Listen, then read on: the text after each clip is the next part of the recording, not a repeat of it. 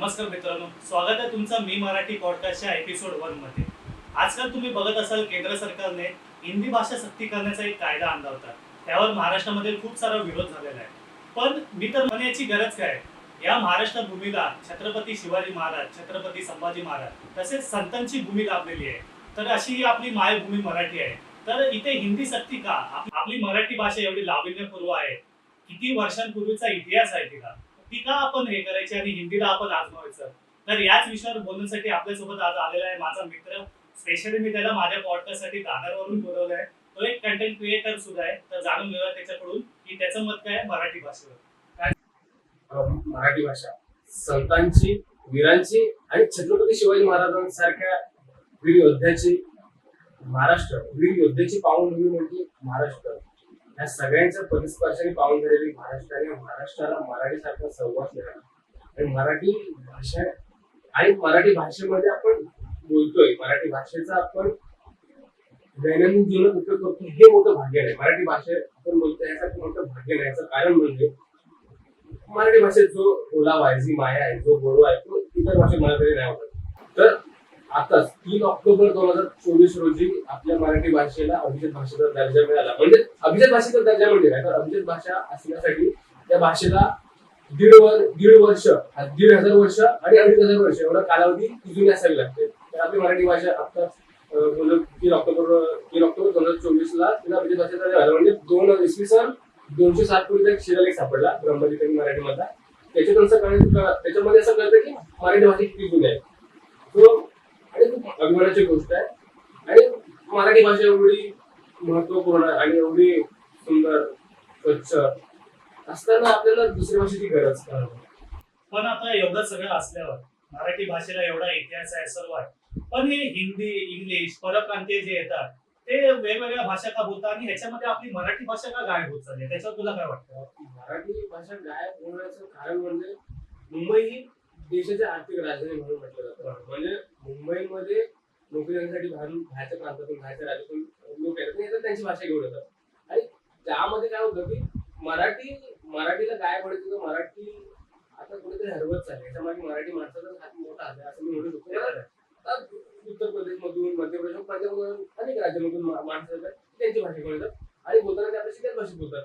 तर आता एखादा रिक्षावाला बोलतो की भैया आ रहे क्या है, कितना भाई, आपण मग आपल्याला सवय लागून गेली की भैया, आपण पण भैया, तर दादा का नाही बोलतो, दादा बोला, मराठी बोला. माझं हे मत आहे की आपणच कुठेतरी आपल्या मराठीला कमी समजतोय आणि हिंदीमध्ये आपण हिंदीमध्ये बोलतो काहीतरी मोठं वाटतोय, असं मोठी गोष्ट करतो, असं माझं मत आहे. म्हणजे हिंदी मराठीचं गायब होण्याचं कारण किंवा हरवत जाण्याचं कारण म्हणजे आपण मराठी म्हणतो, असं मला तरी वाटतं. आणि आजकाल मराठी चित्रपट, पहिले मराठी चित्रपट काय होते? अशोक सराफ, लक्ष्मीकांत बेर्डे, खूप इतिहास आहे, दादा कोंडके. आजकाल बॉलिवूड सिनेमा, साऊथ सिनेमा कुठे पोहोचला, पण आपला मराठी चित्रपट आता बघायला गर्दीच होत नाही ना. हाऊसफुलचे बोर्ड लागतात. आता असं झालं ना की आता जो जो काळ आहे ना, तो वेब सिरीजचा काळ आहे. लोकांना एपिसोड पाहायला आवडतं. पहिला एपिसोड, दुसरा एपिसोड, सीझन असतात, पहिला सीझन, दुसरा सीझन असतात.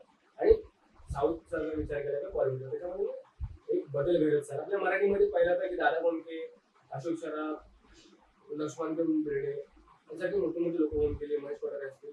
त्या लोकांनी मराठी सिनेमाची पातळीवरती आले किंवा दादासाहेब फाळकेंसारख्या माणसाने मराठी चित्रपटसृष्टी भारतीय चित्रपटसृष्टीची निर्माते ते आहेत. तर आपल्याकडे इतिहास आहे, आपल्याकडे एवढी संस्कृती आहे, आपल्याकडे लोककला आहे, त्याच्यावर काहीतरी केलं पाहिजे. आणि आता एक असं झालं ना की छत्रपती शिवाजी महाराजांचं नाव घेणे इतिहासाचा ऐतिहासिक मूल्य बनवला जातो, त्याच्यामध्ये पण इतिहासाची तोडफोड केली जाते. तर ते कुठेतरी मला वाटतं करायला पाहिजे. मला त्याच्याबद्दल किंमत आहे, पण त्याच्यामध्ये पण काहीतरी नाविन्य पाहिजे. ते पण मांडताना तो इतिहास किती दर्जाचा त्या पद्धतीने मांडला पाहिजे. तर छत्रपती शिवाजी महाराजांचा जर आपण इतिहास सांगतोय आणि त्यांनी जी लढाई केली, तुम्ही इकडे तशी मांडता आली तर तो इतिहास लोकांपर्यंत पोहोचते. तुम्ही जर काहीतरी वेगळ्या पद्धतीने मांडता तसं पोहोचत नाही. आणि मराठीमध्ये बजेटच कमी असतो पहिल्या गोष्ट तर. हा, मराठीमध्ये कधी आपण बाहुबली सारखा किंवा पुष्पा 2 सारखी मूवी अशी मूवी आपण प्रोड्यूस नाही करत. आपण कुठला तरी मूवी आलाय झापूक झुपूक, सुरत चव्हाणचा चांगला बोल, म्हणजे त्याने खूप मेहनत केली त्याच्यावर.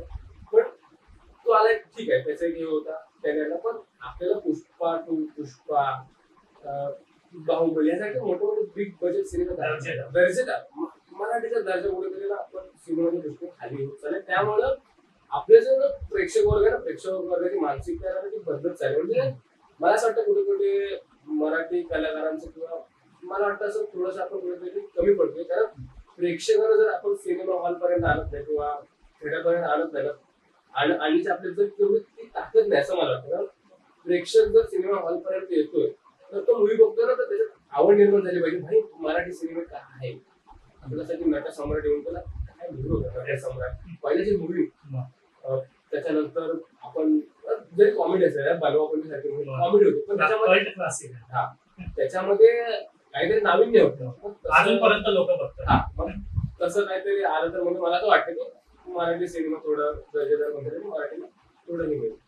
मग अवधूत, आता आपण तर 90s चे पोर आहे. आजकालची जी जेनजी जनरेशन आहे त्यांच्यापर्यंत मराठी कशी पोहोचेल? आजकाल तर सगळे इंग्लिश मिडियम, सीबीएसई असे बोर्ड आले, पण मराठी कशी टिकवशी जेनझी बरोबर आहे.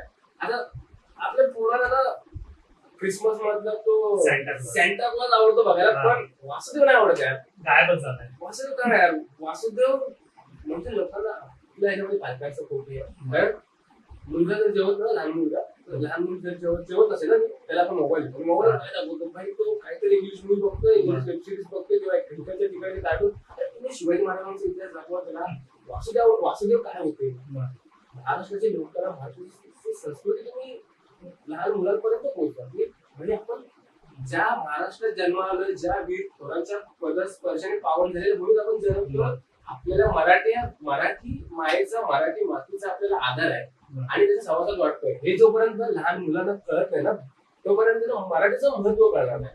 आणि त्यांच्यामध्ये जर मराठी रुजवायची असेल ना, तर जरी आता मुलांची मानसिकता झाली की मोबाईल पाहिजे त्याला, मग त्या मोबाईल मध्ये पण आपण जर दाखवतो मुलगा आपला काय बघतोय, त्या मोबाईल काय स्क्रोल करतोय, कोणती रील बघतोय, हे महत्वाचं आहे. आणि यासाठी आपले पालकच थोडंसं कुठे कळतो असं मला वाटतं. पण त्यासाठी आपण त्यांना पण ते मराठीचे इतिहास सांगू शकतो, मराठी लोककला संस्कृती मोबाईलच्या माध्यमातून दाखवू शकतो असं माझं मत आहे. जसं आता अवधूतने आपल्याला सांगितलं सॅन्टा क्लॉज आणि वासुदेव, तसे आम्ही दोघं पण कोकणातले आहे. कोकणात शिमग्याला संकासूर नावाचा राक्षस येतो. तो आजकालच्या जेनजी जनरेशनला मला तर वाटतं माहित नसेल अजिबात ते काय कॅरेक्टर असतं. संकासूर ऍक्च्युली संकासूर म्हणजे काय ना, संकासूर हा एक राक्षस होता, पण त्याची कालांतराने त्याची चूक झाली आणि मग त्याला ब्रह्मदेवाने त्याला विष्णूने वर दिला आणि मग तो शंख म्हणजे समुद्राच्या पोटाचा पुत्र जन्माला तो शंकासूर अशी उपमा त्याला दिलेली आहे. मला पण बेसिक माहिती म्हणजे अशी उपमा दिली आहे. तो संकासूर म्हणजे ह्या ज्या लोककलेमध्ये जे आपले जे कॅरेक्टर आहेत लहान मुलांमध्ये पोहोचलेच नाही. जसं की आपल्याकडे आता जो गोंधळ असतो, त्या गोंधळाचे जे गोंधळ असतात असे अनेक आहेत ना, बहुरूपी हे पोरांपर्यंत लहान दशावतार हे लहान मुलांपर्यंत पोहोचले पाहिजे. त्याच्यातून मग आपण लहान मुलांमध्ये मराठी भाषा, मराठी संस्कृती रुजवू शकतो. आता एकच जाता मला तुला एक विचारायचं आहे, असे कोणते तुझ्याकडे उपाय आहे ज्याने तू मराठी स्वतःपासून किंवा प्रत्येकाने स्वतःपासून सुरू केले पाहिजे की आजपासून आपण मराठीला प्राधान्य द्यावं? मराठी भाषेचा पहिला माझ्यापासून सुधारला लागेल मला. कारण मी जर रिक्षातून उतरतो, रिक्षाला मी स्वतः म्हणते भाई कितना हवा, भाई आ रे का, दादा बोला यार, त्याच्याशी दादा बोला, त्याला बोला काका बोला किंवा आणि काही बोला, पण मराठी बोला. जर आपण मराठी बोलणार ना तर समोरचा मराठीमध्येच बोलणार. आणि मला तरी असं वाटतं की आता जो काही द्वेष निर्माण झाला मराठी भाषिकांबद्दल की इतर भाषिक बोलतात की मराठी भाषेचा द्वेषच झालाय.